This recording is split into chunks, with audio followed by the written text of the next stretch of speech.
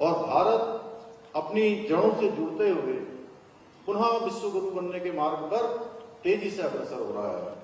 चाहे अयोध्या में भव्य रामलला के मंदिर का निर्माण हो, बद्रीनाथ केदारनाथ धाम में नव निर्माण या मास्टर प्लान पर काम होना हो, बाबा विश्वनाथ के गलियारे का विस्तार हो या महाकाल लोक का निर्माण हो, हमारी धार्मिक धरोहरों को जिस प्रकार से सजाया और संवारा जा रहा है वो भूतो न भविष्य थी।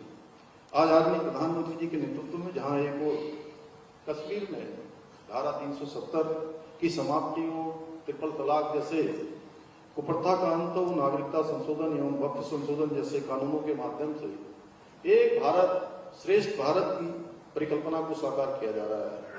वहीं अंत्योदय के संकल्प को पूर्ण करने के लिए जनधन योजना, उज्ज्वला योजना, प्रधानमंत्री आवास योजना, आयुष्मान भारत योजना, मुफ्त राशन योजना जैसी अनेक जनकल्याणकारी योजनाओं के माध्यम से अंतिम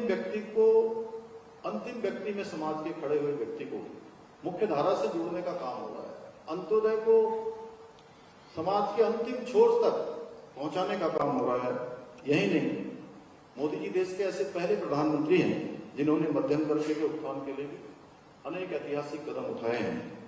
आज जहां एक और मध्यम वर्ग को लाभ पहुंचाने के लिए 12,75,000 रुपए तक की आय को कर मुक्त किया गया है, वहीं नेक्स्ट जनरेशन जीएसटी सुधारों के माध्यम से न केवल नागरिकों को बड़ी राहत दी गई है बल्कि हमारे स्थानीय उद्योगों और व्यापारियों को एक नई ऊर्जा और गति मिली है।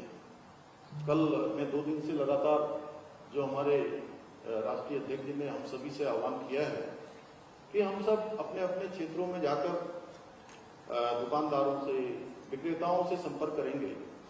तो मुझे आप सबको बताते हुए खुशी है कि पहले दिन और दूसरे दिन, 2 दिन में, अभी तीसरे दिन भी इसके बाद जाने का कार्यक्रम है। तो मैं 2 दिनों जिन प्रतिष्ठानों पर गया हूं उनके चेहरों को देखकर, उनकी बात में उत्साह देखकर सच में मेरा भी उत्साह बढ़ गया। पूरे दिन भर काम करने के बाद उन्होंने मुझे कहा कि एक तो हमारी बिक्री बहुत बढ़ गई है। तो मैंने कहा आपकी बिक्री बढ़ी है ये अच्छी बात है, लेकिन जो खरीदार आ रहे हैं उनके बारे में आप क्या कह रहे हैं?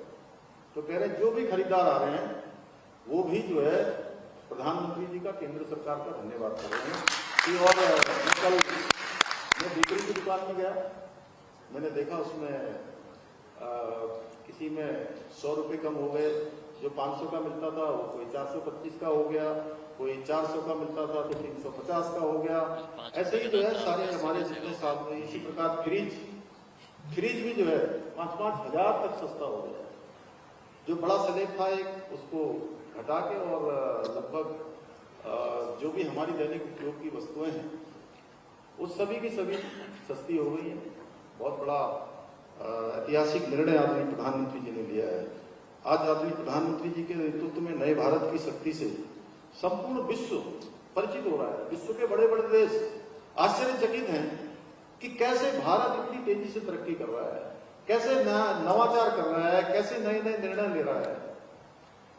आप सभी भली भांति जानते हैं एक समय वह भी था जब भारत का कोई बड़ा शहर आतंकवाद से सुरक्षित नहीं था, परंतु उस समय की सरकारों में वो साहस और राजनीतिक इच्छा शक्ति नहीं थी कि वो आतंकवादियों और उनके संरक्षकों के खिलाफ कोई ठोस कार्रवाई कर पाते।